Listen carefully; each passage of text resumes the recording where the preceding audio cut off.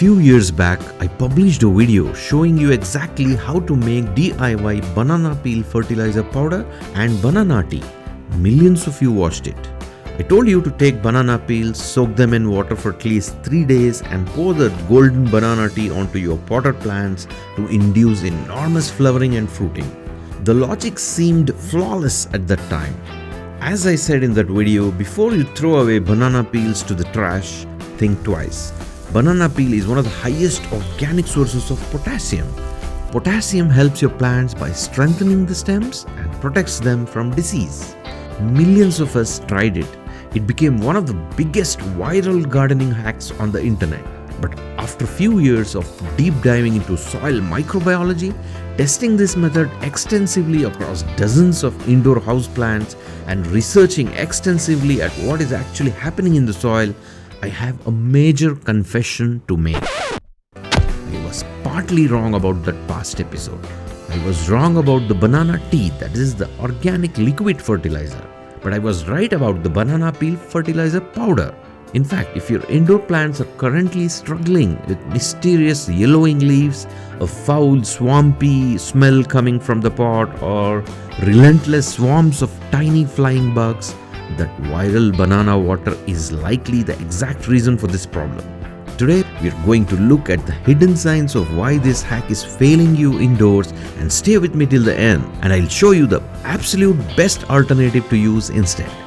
Let's look at the core science.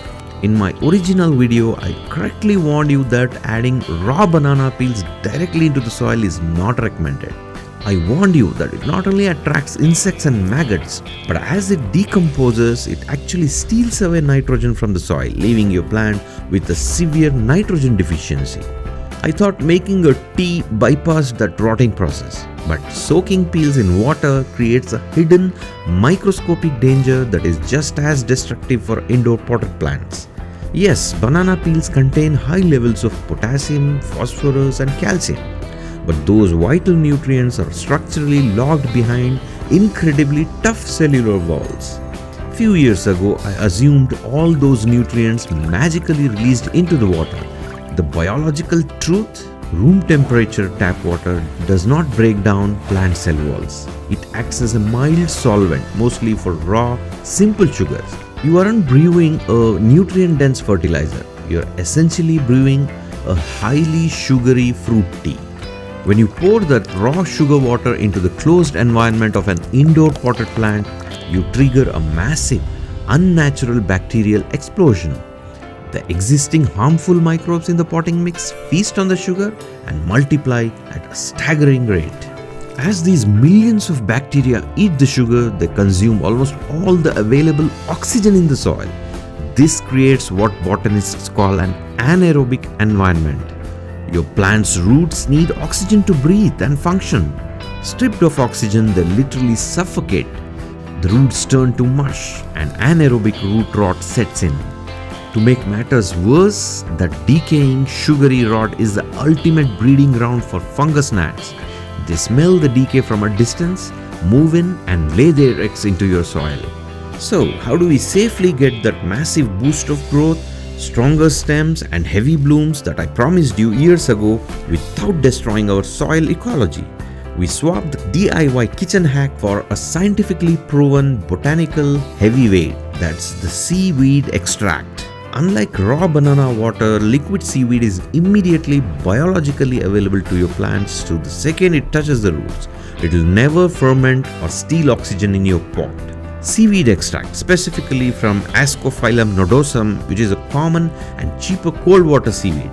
This is packed with over 60 vital trace minerals, but more importantly, it contains massive amounts of naturally occurring phytohormones. It is loaded with cytokinins, which force the plant to push out huge, vibrant new leaves, and it also contains auxins, which aggressively stimulate deep, healthy root elongation. It actually builds your root system instead of drowning it. Here is your new 100% science-backed step-by-step routine.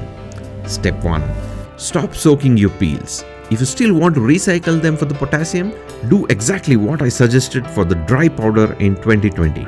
Sun dry the peels for at least 2 days so that they become crisp. They should break easily when you crush them. Crush them into a powder and use that outdoors mixed into a proper compost bin when it can break down safely. Step 2.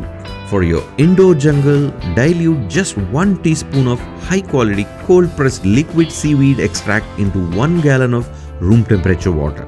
It should just look like a very weak iced tea. Step 3. Drench your plants at the soil level with this mix once every 2 to 3 weeks during the active spring and summer growing seasons.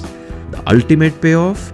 Vigorous, explosive growth, thick, oxygenated root stems, enormous blooms, and absolutely zero swamp smells or fungus gnats in your soil.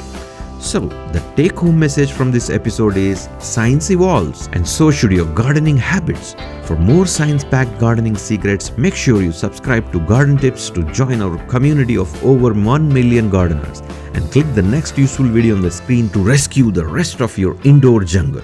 Happy gardening!